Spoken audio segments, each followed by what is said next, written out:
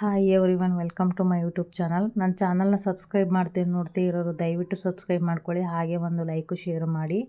ಮುದ್ದು ಸೊಸೆ ಧಾರಾವಾಹಿ ಏನಾಗುತ್ತಂತ ನೋಡ್ಕೊಂಬರೋಣ ಬನ್ನಿ. ಸಂಚಿಕೆ ಶುರುವಿನಲ್ಲಿ ಭದ್ರಾ ಅವರು ಬಂದುಬಿಟ್ಟು ಇನ್ನೂ ಬಂದಿಲ್ಲ ಅಂತ ಕಾಣಿಸುತ್ತೆ. ಮನೆ ಬಾಗಿಲು ತೆಗ್ದಿಲ್ಲ ಮೇಡಮ್ ಅವರು.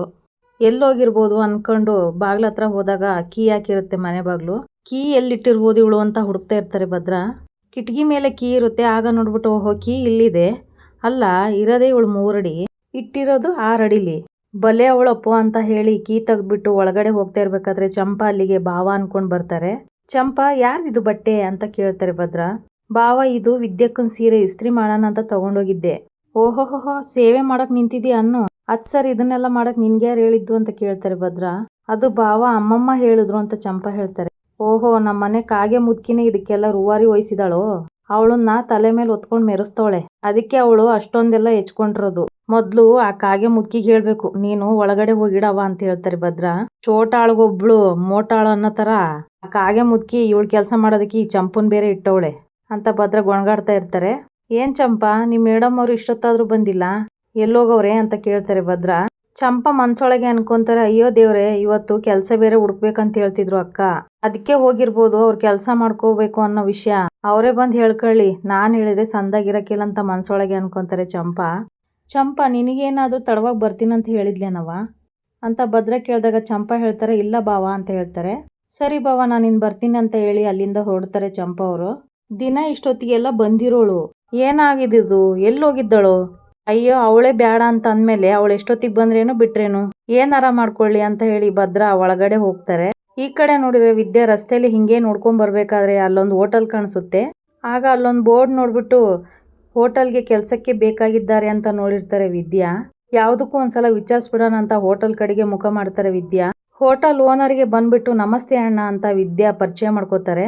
ಏನು ಇಲ್ಲ ಅಣ್ಣ, ನನ್ನ ಹೆಸರು ವಿದ್ಯಾ ಅಂತ ಹೊರಗಡೆ ಬೋರ್ಡ್ ಹಾಕಿದ್ರಲ್ಲ, ಕೆಲ್ಸಕ್ಕೆ ಬೇಕಂತ ಬೇರೆ ಹಾಕಿದ್ರಲ್ಲ, ಅದಕ್ಕೆ ಪಾರ್ಟ್ ಟೈಮ್ ಏನಾದರೂ ಸಿಗುತ್ತಾ ಅಂತ ಕೇಳಕ್ ಬಂದೆ ಅಂತ ಹೇಳ್ತಾರೆ ವಿದ್ಯಾ. ಸರಿ ಕಣವ, ಪಾರ್ಟ್ ಟೈಮ್ ಅಂದ್ರೆ ಯಾವ ಟೈಮಿಗೆ ಬರ್ತೀಯಾ ಅಂತ ಹೋಟೆಲ್ ಓನರ್ ಕೇಳ್ತಾರೆ. ಬೆಳಿಗ್ಗೆ ಅಂದ್ರೆ ಎಷ್ಟು ಟೈಮಿಗೆ ಬರ್ಬೇಕಣ್ಣ ಅಂತ ವಿದ್ಯೆ ಕೇಳ್ತಾರೆ. ಆಗ ಓನರ್ ಹೇಳ್ತಾರೆ, ಬೆಳಿಗ್ಗೆ 4:30 5 ಗಂಟೆಗೆಲ್ಲ ಇರ್ಬೇಕಾಗುತ್ತೆ. ಬೆಳಿಗ್ಗೆ 5 ಗಂಟೆಗೆ ಬರ್ಬೇಕು ಅಂದ್ರೆ 7 ಗಂಟೆ 8 ಗಂಟೆವರೆಗೆ ನಾನು ಕೆಲಸ ಮಾಡ್ಬಿಟ್ಟು ಆಮೇಲಿಂದ ನಾನು ಕಾಲೇಜ್ಗೆ ಹೋಗ್ತೀನಣ್ಣ ಅಂತ ವಿದ್ಯೆ ಹೇಳ್ತಾರೆ. ಸಂಜೆ ಕಾಲೇಜ್ ಮುಗಿಸ್ಕೊಂಡು 6 ಗಂಟೆಗೆಲ್ಲ ಇಲ್ಲಿಗೆ ಬಂದ್ಬಿಡ್ತೀನಿ. ಆಮೇಲೆ ಎಷ್ಟು ಗಂಟೆ ಗಂಟ ನೀವು ಕೆಲಸ ಹೇಳ್ತೀರೋ ಅಲ್ಲಿ ಗಂಟ ನಾನು ಮಾಡ್ತೀನಿ. ಸರಿ ಬೆಳಗ್ಗೆ ಹೋಗ್ಲಿ, ಸಾಯಂಕಾಲ 6 ಗಂಟೆಗೆ ಬಂದ್ರೆ ರಾತ್ರಿ 10 ಆಗ್ಲಿ 11 ಆಗ್ಲಿ ಎಲ್ಲ ಕೆಲಸ ಮುಗಿಸ್ಬಿಟ್ಟೆ ಹೋಗ್ಬೇಕು ಅಂತ ಹೋಟೆಲ್ ಓನರ್ ಹೇಳ್ತಾರೆ. ಆಮೇಲೆ ಟೈಮ್ ವಿಷಯಕ್ಕೆ ಬಂದ್ರೆ ನಾನು ತುಂಬಾ ಸ್ಟ್ರಿಕ್ಟ್ ಮನುಷ್ಯ, ಟೈಮ್ ಅಂದ್ರೆ ಟೈಮ್, ಅರ್ಥ ಆಯ್ತೇನವ ಅಂತ ಹೇಳ್ತಾರೆ. ಸರಿ ಅಣ್ಣ ನಾನು ಟೈಮ್ ಸರಿಯಾಗೆ ಬರ್ತೀನಿ. ಆಮೇಲೆ ನಾನು ಏನು ಕೆಲಸ ಮಾಡ್ಬೇಕಣ್ಣ ಅಂತ ಕೇಳ್ತಾರೆ ವಿದ್ಯಾ. ಓನರ್ ಹೇಳ್ತಾರೆ, ಒತ್ತಾರೆ ಬಂದ ತಕ್ಷಣ ಈ ಬಾವುಟ ತಗೊಂಡೋಗಿ ರಸ್ತೆ ಬದಿಲ್ ನಿಲ್ಬೇಕು. ಹೋಗೋ ಬರೋರಿಗೆಲ್ಲ ಈ ಬಾವುಟ ಬೀಸಿ ಹೋಟೆಲ್ ಕಡೆಗೆ ಗಮನ ಸೆಳಿಬೇಕು.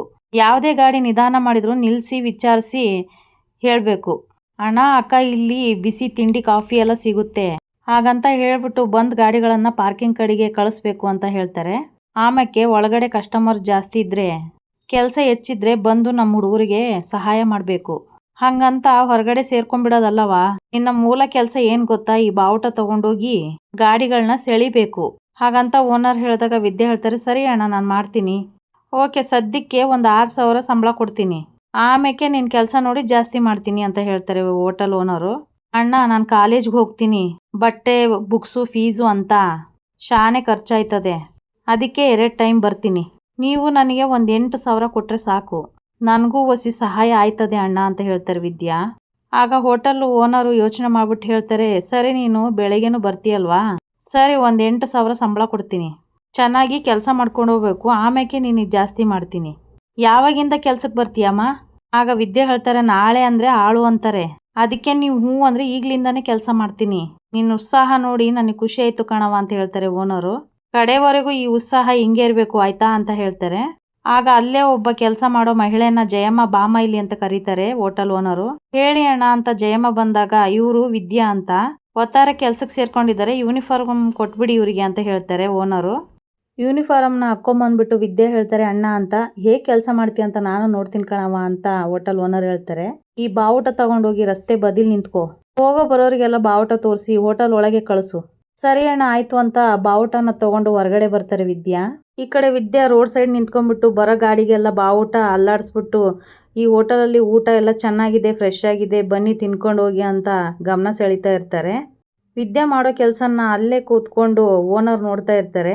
ಈ ಕಡೆ ನೋಡಿದ್ರೆ ಚಿತ್ರ ಇನ್ನೂ ವಿದ್ಯಾ ಮನೆಗೆ ಬಂದಿಲ್ಲ ಅಂತ ಅಂದ್ಬಿಟ್ಟು ಈಶ್ವರಿ ಅವರಿಗೆ ಫಿಟ್ಟಿಂಗ್ ಇಟ್ಟಿರ್ತಾರೆ. ಚಿತ್ರ, ನೀನ್ ಹೇಳ್ತಾ ಇರೋದು ದಿಟ್ವಾ ಅಂತ ಹೇಳ್ತಾರೆ ಈಶ್ವರಿ. ಹ್ಞೂ ಕಣವ, ಸಂಜೆಯಿಂದಲೂ ನೋಡ್ತಾ ಇದ್ದೀನಿ, ಅವಳು ಇನ್ನೂ ಬಂದಿಲ್ಲ, ಬೇಕಾದ್ರೆ ಭದ್ರನ್ಗೆ ಕೇಳುವಂತೆ ನೀನು ನಡಿ ಅಂತ ಹೇಳ್ತಾರೆ ಚಿತ್ರ.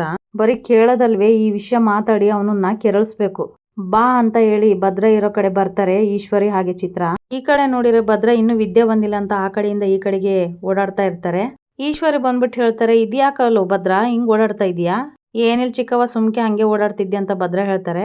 ಇದ್ದಂತವ ಮಾತಾಡಂತ ಬಂದು ವಿದ್ಯಾ ವಿದ್ಯಾ ಅಂತ ಕರೀತಾರೆ ಈಶ್ವರಿ. ವಿದ್ಯೆ ಇಲ್ವೇನ್ಲ ಅಂತ ಕೇಳ್ತಾರೆ ಭದ್ರನ್ಗೆ. ಇಲ್ಲ ಚಿಕ್ಕವ ಅಂತ ಭದ್ರ ಹೇಳ್ತಾರೆ. ಇದೇನ್ ಭದ್ರ ಹಿಂಗ್ ಹೇಳ್ತಾ ಇದೀಯಾ? ಅವಳು ಕಾಲೇಜ್ ಮುಗಿಸ್ಕೊಂಡು ಸಂಜೆ ಗಂಡ ಬಂದ್ಬಿಡ್ತಾಳೆ ತಾನೆ, ಇವತ್ತೇ ಹಾಕ್ಲಾ ಇಷ್ಟೊತ್ತಾದ್ರೂ ಬಂದಿಲ್ಲ? ಅದೆಲ್ಲಿಗೆ ಹೋಗಿದ್ದಾಳಂತೆ ಅಂತ ಕೇಳ್ತಾರೆ ಈಶ್ವರಿ. ಅದೆಲ್ಲಿಗೆ ಹೋಗಿದ್ದಾಳೋ ಏನೋ ನನ್ಗೇನ್ ಗೊತ್ತು ಚಿಕ್ಕವ ಅಂತ ಹೇಳ್ತಾರೆ ಭದ್ರ. ಇದೇನ್ ಭದ್ರ, ನಿನ್ನೆಂಡ್ರ ಬಗ್ಗೆ ಕೇಳಿದ್ರೆ ಗೊತ್ತಿಲ್ಲ ಅಂತ ಹೇಳ್ತಾ ಇದೀಯಲ್ಲ ಅಂತ ಚಿತ್ರ ಹೇಳ್ತಾರೆ. ಇಲ್ಲಿ ಗಂಟ ನಮ್ಮ ವಂಶದಾಗೆ ಯಾವುದೇ ಹೆಣ್ಮಕ್ಳು ಕಾಲೇಜ್ ಹೋಗ್ತೀನಂತ ಹೊಸಲು ದಾಟಿರ್ಲಿಲ್ಲ. ಆ ಕೆಲ್ಸವ ನಿನ್ ಹೆಂಡ್ರು ಮಾಡಿದಾಳೆ, ಅದನ್ನು ನಿನ್ ಕೈಯಿಂದ ತಡೆಯಕ್ಕಾಗ್ಲಿಲ್ಲ. ಈಗ ನೋಡಿದ್ರೆ ಟೈಮಿಗೆ ಸರಿಯಾಗಿ ಮನೆಗೂ ಬರ್ತಾ ಇಲ್ಲ. ಇದನ್ನಾದ್ರೂ ನಿನ್ನ ಹತ್ರ ಕೇಳಕ್ಕಾಗುತ್ತೋ ಇಲ್ವೋ? ಗಂಡಿನ ಮಾತು ಮನೆ ಗಡಿ ಆದ್ರೆ ಹೆಣ್ಣಿನ ನಡೆ ಮನೆ ಮರದೇ ಆಗಿರುತ್ತದೆ. ಹೆಣ್ಣಾದವಳು ಹೊಸಲು ದಾಟ್ತಾಳ ಅಂದ್ಮ್ಯಾಕೆ ಗಂಡ ಆದನು ಅವಳು ಪ್ರತಿಯೊಂದು ಹೆಜ್ಜೆನೂ ಗಮನಿಸ್ಬೇಕು ಕಣ್ಲಾ. ಹೋದಂಗೆ ಹೋಗ್ಲಿ ಅಂತ ಬಿಟ್ರೆ ನಾಳೆಗೆ ಮನೆ ಮರ್ಯಾದೆಗೆ ಮನೆಗೆ ಮಸಿ ಬರ್ದ್ಬಿಡ್ತಾಳೆ. ಈ ಕೇಸ್ ಅನ್ನೋದನ್ನ ಪಕ್ಕಕ್ಕೆ ಮಾಡುಗು, ಇನ್ನೂ ಅವಳು ಎಂಡ್ರೆ ತಾನೆ, ಇನ್ನು ಹೇಳ್ದಂಗೆ ಅವಳು ಕೇಳ್ಬೇಕು ತಾನೆ. ಭದ್ರ ಏನಾದ್ರೂ ಹೆಚ್ಚು ಕಮ್ಮಿಯಾಗಿ ವ್ಯತ್ಯಾಸ ಆಗಿ ನಮ್ಮ ಮನೆಗೆ ಕಳಂಕ ಸುತ್ಕೊಂತದ್ ಕಣ್ಲಾ. ಹೊಸಿ ಅದ್ಬಸ್ತಲ್ಲಿ ಇಟ್ಕೊಂಡ್ರೆ ನನಗೂ ಒಳ್ಳೇದಂತ ಅನಿಸ್ತದೆ. ಇಷ್ಟೆಲ್ಲ ಯಾಕೆ ಹೇಳ್ತಾ ಇದೀನಿ ಅಂತ ಅರ್ಥ ಮಾಡ್ಕೊ ಬಾರಿ ಚಿತ್ರ ಅಂತ ಹೇಳಿ ಅಲ್ಲಿಂದ ಹೊರಟ್ಬಿಡ್ತಾರೆ ಈಶ್ವರಿ. ಭದ್ರ ಹೊರಗಡೆ ಕಾಯ್ತಾ ಇರ್ಬೇಕಾದ್ರೆ ಆಟೋದಲ್ಲಿ ವಿದ್ಯೆ ಬರ್ತಾರೆ. ಅದನ್ನೇ ಗುರಾಯಿಸ್ತಾ ಇರ್ತಾರೆ ಭದ್ರ. ವಿದ್ಯೆ ಬರ್ತಿದ್ದ ಹಾಗೆ ಇಷ್ಟೊತ್ತಿಗೆ ಕಾಲೇಜಿನಿಂದ ಮನೆಗೆ ಬರೋದು, ನಿನ್ಗೆ ಹೇಳೋರು ಕೇಳೋರು ಯಾರಿಲ್ಲ ಅಂತ ಅನ್ಕೊಂಡ್ಬಿಟ್ಟಿದ್ಯಾ ಏನ್ ಕತೆ ಅಂತ ಭದ್ರ ಕೇಳ್ತಿದ್ರು. ವಿದ್ಯೆ ಹಾಗೆ ಒಳಗಡೆ ಹೋಗ್ಬಿಡ್ತಾರೆ. ಅಲ್ಲ, ಇಷ್ಟು ಉದ್ದ ಇಷ್ಟು ದಪ್ಪ ಮನುಷ್ಯ ಮಾತಾಡ್ತಾ ಇದ್ದೀನಿ, 3 ಅಡಿ ಹೆಂಗ್ ಹೋಗ್ಬಿಟ್ಲಲ್ಲ, ದುರಂಕಾರ ಬಂದ್ಬಿಟ್ಟದ ಅನ್ಸುತ್ತೆ, ಇವತ್ತ ಇದನ್ನೆಲ್ಲ ಇಳಿಸಿದ್ರೆ ಸರಿ ಹೋಯ್ತದ ಅಂತ ಹೇಳಿ ಒಳಗಡೆ ಬರ್ತಾರೆ ಭದ್ರ. ನಿಂತ್ಕ ಅಲ್ಲಿ, ನಿನ್ನನ್ನೇ ಕರಿತಾ ಇರೋದು, ನಿಂತ್ಕ ಅಲ್ಲಿ ಅಂತ ಹೇಳ್ತಾರೆ ಭದ್ರ.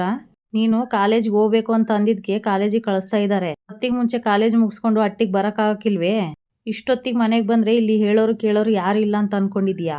ಆದರೂ ವಿದ್ಯೆ ಕೇರ್ ಮಾಡದೆ ಹಾಗೆ ಹೊರಡ್ತಾರೆ. ನಿನ್ನನ್ನೇ ನಾನು ಮಾತಾಡಿಸ್ತಾ ಇರೋದು ಅಂತ ಭದ್ರ ಹೇಳ್ತಾರೆ. ಮಾತು ಕೊಡದೆ ಹಿಂಗೆ ತಿರ್ಕೊಂಡು ಹೋದ್ರೆ ನಾನೇನು ಅನ್ಕೋಬೇಕು? ಅಲ್ಲ, ಒಂದು ಹೆಣ್ಣೆಂಗ್ಸು ಹೊತ್ತಿಗೆ ಮುಂಚೆ ಮನೆಗೆ ಬಂದ್ಬಿಟ್ಟು ದೀಪ ಗೀಪ ಹಚ್ಚಿ ಬೆಳಬೇಕು ಅನ್ನೋದು ನಿಮ್ಮ ಮನೇಲಿ ಹೇಳ್ಕೊಟ್ಟಿಲ್ವೇ? ನನ್ನ ಪಾಡಿಗೆ ನಾನು ಮಾತಾಡ್ತಾ ಇದ್ದೀನಿ, ನಿನ್ನ ಪಾಡಿಗೆ ನೀನು ಬ್ಯಾಗ್ ಇಟ್ಬಿಟ್ಟು ನೀರು ಕುಡಿಯೋಕೆ ಹೋಯ್ತಾ ಇದೆಯಲ್ಲ. ನಿನ್ನನ್ನೇ ಮಾತಾಡಿಸ್ತಾ ಇರೋದು ಅಂತ ಹೇಳಿದಾಗ ವಿದ್ಯೆ ಹಾಗೆ ಹೋಗ್ತಿರ್ತಾರೆ. ಹಾಗೆ ಕೈ ಹಿಡ್ಕೊಂಡು ನೋಡಿ ನಿನ್ನ ದಿಮಾಕ ಅಂತ ಹೇಳ್ತಾರೆ. ಏನ್ ಹಂಗೆ ಕೆಕ್ಕರ್ಸ್ಕೊಂಡು ನೋಡ್ತಾ ಇದೀಯಾ? ನಾನು ಗಂಟ್ಲು ಹರ್ಕೊಂತ ಇದ್ರುವೆ ನಿನ್ನ ಪಾಡಿಗೆ ನೀನು ಏನೂ ಆಗೇ ಇಲ್ಲ ಅಂತ ನಡ್ಕೊಂಡು ಹೋಗ್ತಾ ಇದೀಯಾ? ಕೇಳಕ್ಕೆ ಜವಾಬ್ ಕೊಡೋದಷ್ಟು ದುರಂಕಾರವೇ ನಿನಗೆ ಅಂತ ಕೇಳ್ತಾರೆ ಭದ್ರ. ಇಷ್ಟೊತ್ತಾದ್ರೂ ನಿನ್ನ ಹೆಂಡ್ರು ಅಟ್ಟಿಗೆ ಬಂದಿಲ್ಲ, ಎಲ್ಲೋಗಿ ಏನ್ ತಪ್ಪು ಕೆಲಸ ಮಾಡ್ತಿದ್ದಾಳಂತ ನಿಮ್ಮ ಅಟ್ಟಿಯವ್ರು ಹೇಳಿದ ಮಾತನ್ನ ಕೇಳಿಸ್ಕೊಂಬಂದು ನನ್ ತಾವ ಪ್ರಶ್ನೆ ಮಾಡ್ತಾ ಇದ್ದೀರಲ್ಲ, ಇದಕ್ಕೆ ನಾನು ಯಾಕೆ ಉತ್ತರ ಕೊಡ್ಲಿ? ಮನ್ಸಲ್ಲಿ ಎಷ್ಟೇ ಕೋಪ ಇದ್ರೂನುವೆ ಅದನ್ನ ಹೊಸಿ ಪಕ್ಕದಲ್ಲಿಟ್ಟು ಬರೋ ದಾರಿಯಲ್ಲಿ ಏನಾರು ತೊಂದ್ರೆ ಐತೆ, ಯಾಕೆ ಲೇಟಾಗಿ ಬಂದೆ ಅಂತ ಹೊಸಿ ಕಾಳಜಿಯಿಂದ ಕೇಳಿದಿದ್ರೆ ಖಂಡಿತವಾಗ್ಲೂ ನಾನು ಉತ್ತರ ಕೊಡ್ತಾ ಇದ್ದೆ. ಅದನ್ನ ಬಿಟ್ಟು ಬೇರೆ ಯಾರೋ ಹೇಳಿದ್ರನ್ನ ಕೇಳಿಸ್ಕೊಂಡು ಅನುಮಾನದಲ್ಲಿ ಪ್ರಶ್ನೆ ಕೇಳ್ತಾ ಇದ್ದೀರಲ್ಲ, ಅದಕ್ಕೆ ಉತ್ತರ ಕೊಡೋ ಯಾವ ಅವಶ್ಯಕತೆನೂ ಇಲ್ಲ, ನನಗೆ ಇಷ್ಟನೂ ಇಲ್ಲ. ಕಾಳಜಿ ಇಲ್ಲದೆ ಇರೋರಿಗೆ ಅನುಮಾನದಲ್ಲಿ ಪ್ರಶ್ನೆ ಮಾಡೋ ಯಾವ ಅಧಿಕಾರನೂ ಇಲ್ಲ ಅಂತ ಹೇಳಿ ಕೈ ಕುಸ್ರ್ಕೊಂಡು ಹೋಗ್ಬಿಡ್ತಾರೆ ವಿದ್ಯಾ. ಈ ಕಡೆ ನೋಡಿದ್ರೆ ವಿದ್ಯಾ ರಾತ್ರಿ ಅಲಾರಾಮ್ ಇಟ್ಬಿಟ್ಟು ಮಲಗಿರ್ತಾರೆ. ಆಗ ಅಲಾರಾಮ್ ಹೊಡ್ಕೊತಿದ್ದಾಗೆ ಬೆಳಗ್ಗೆ ಎದ್ದೇಳ್ತಾರೆ. ಹೋಟೆಲ್ಗೆ ಕೆಲ್ಸಕ್ಕೆ ಹೋಗ್ಬೇಕಲ್ಲ ಅಂತ ಹೇಳಿ ರೆಡಿಯಾಗ್ಬಿಟ್ಟು ಹೊರಗಡೆ ಬಂದು ಬಾಗ್ಲಾಕ್ತಾರೆ. ವಿದ್ಯಾ ಆ ಕಡೆ ಹೋಗ್ತಿದ್ದಾಗೆ ಸಾವಿತ್ರಿ ನೋಡ್ಬಿಟ್ಟು, ಅಲ್ಲ ಈ 3 ಅಡಿ ದಿನ 7-7:30 ಕಾಲೇಜ್ಗೆ ಹೋಗೋಳು ಇವತ್ತೇನು ಇಷ್ಟು ಬಿರ್ನೆ ಹೋಗ್ತಾ ಇದ್ದಾಳಲ್ಲ, ಎಲ್ಲಿ ಹೋಯ್ತಾಳು ಅಂತ ಕಂಡಿಡಿಬೇಕಲ್ವಾ? ಸಾವಿತ್ರಿ, ಸಿಕ್ಕಿದ್ದೇ ಚಾನ್ಸು, ಇದನ್ನ ಇಟ್ಕೊಂಡು ಇವಳನ್ನ ಚೆನ್ನಾಗಿ ಆಟ ಆಡಿಸು ಅಂತ ಪ್ಲಾನ್ ಹಾಕ್ಕೊಂಡು ಸಾವಿತ್ರಿ ನಿಂತಿರ್ತಾರೆ. ಈ ಕಡೆ ಹೋಟೆಲಲ್ಲಿ ದೇವರಿಗೆ ಪೂಜೆ ಮಾಡ್ತಾ ಇರ್ತಾರೆ ಓನರು. ವಿದ್ಯಾ ಓಡ್ ಬಂದ್ಬಿಟ್ಟು ನಮಸ್ಕಾರ ಅಣ್ಣ ಅಂತ ಹೇಳ್ತಾರೆ.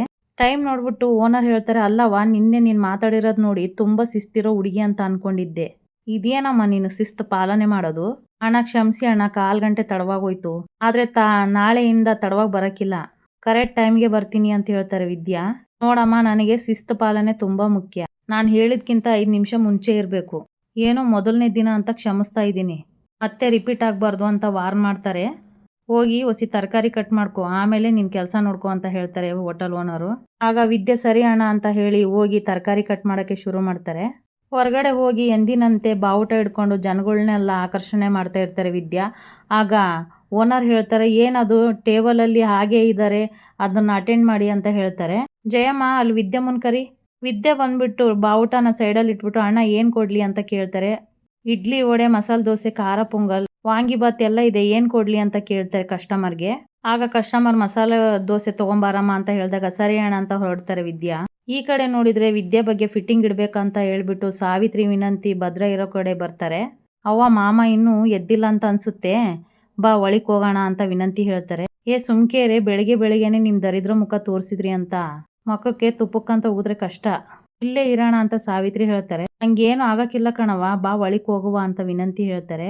ಭದ್ರ ಆಚೆ ಬಂದ್ಬಿಟ್ಟು ನೋಡ್ಬಿಟ್ಟು ಹೇಳ್ತಾರೆ ಏನು ಬೆಳಗ್ಗೆನೆ ಬಂದ್ಬಿಟ್ಟಿದ್ದೀರಾ. ಸಾವಿತ್ರಿ ಹೇಳ್ತಾರೆ ಭದ್ರ ನಿನ್ನ ಹೆಂಡ್ತಿ ದಿನ 7-7:30 ಕಾಲೇಜ್ಗೆ ಹೋಗ್ತಾ ಇದ್ಲು, ಇವತ್ತು 5 ಗಂಟೆಗೆ ಕಳ್ಳಿ ತರ ಹೋಯ್ತಾ ಇದ್ಲು.